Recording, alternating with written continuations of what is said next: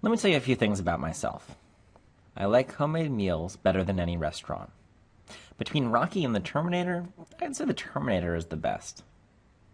I also think that reading has more educational value. Did all of that make sense to you? Do you feel like you know me a little bit better? Comparisons are one of the primary ways we relate our interests and opinions to others and let them know more about ourselves. Also, every one of those comparisons is wrong. If you picked up on what was wrong with them, excellent. If not, the reason that I put those out there is because spotting faulty comparisons can be extremely tricky. Not because we're stupid, but rather because we're so smart, and human brains are excellent at filling in the gaps. In fact, from the above, you probably decided that I liked home-cooked food more than dine out, that I prefer death machines from the future to scrappy boxers, and that reading is one of the best things that you can do to build your intellect. And you'd be right about all of those things, but that's not exactly what I said. Let's break it down. I like homemade meals better than any restaurant. Now, you may get that what I mean to say is that I prefer home-cooked meals to eating out. But what I'm actually doing here is comparing two things that aren't comparable. Homemade meals are a thing you eat, while a restaurant is a place you go to eat. What I really mean to say is I like homemade meals better than any restaurant cooking. Or that I like eating homemade meals better than eating at any restaurant. What we just demonstrated with homemade meals is an error of illogical comparison.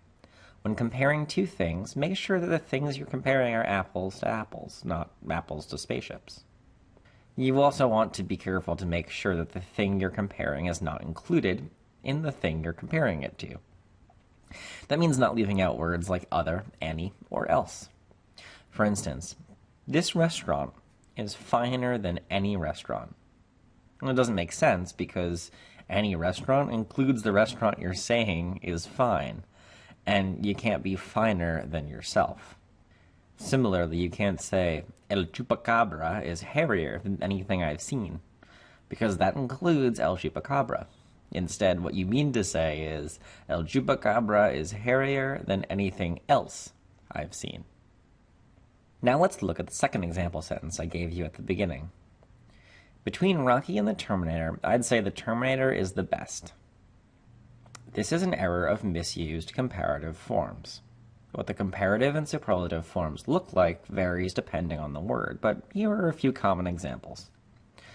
In the positive form, we use the word good to talk about one thing or set of things and what we like about them, as in, this jelly donut costume is good, or that's a good mustache costume. But when we want to compare two things, the word changes to its comparative form. You don't say this jelly donut costume is gooder than that mustache costume. You say this jelly donut costume is better than that mustache costume. Better is the comparative form. However, once you're comparing three or more things, or comparing one thing against a group of things or all things, you need to use best, which is the superlative form. So you would say, this jelly donut costume is better than that mustache costume, but that mustache jelly donut costume is the best. Or, that mustache jelly donut costume is the best costume ever. Therefore, to return to our original example, between Rocky and the Terminator, I'd say the Terminator is better. Sometimes you think that you're comparing something, and you are in your head, but that doesn't make it to the page. For instance, in my first example, I say that I think reading has more educational value. Obviously, something is missing here. More educational value than what? Bird watching, singing show tunes, jumping from very tall heights. What I'm comparing is missing. There needs to be something there, like I think reading has more educational value than playing Skyrim. Make sure your comparisons are complete, or you'll end up like this guy. Sometimes you might make a comparison that you think is perfectly clear, but the reader can interpret it a different way than you intended. When the comparison is ambiguous, it must be fixed so that it is clear. Albert is more fond of his father's dragons than his mother. This phrase could have two possible interpretations. Either Albert is more fond of his father's dragon than his mother is fond of them, or that Albert likes his father's dragons more than he likes his mother.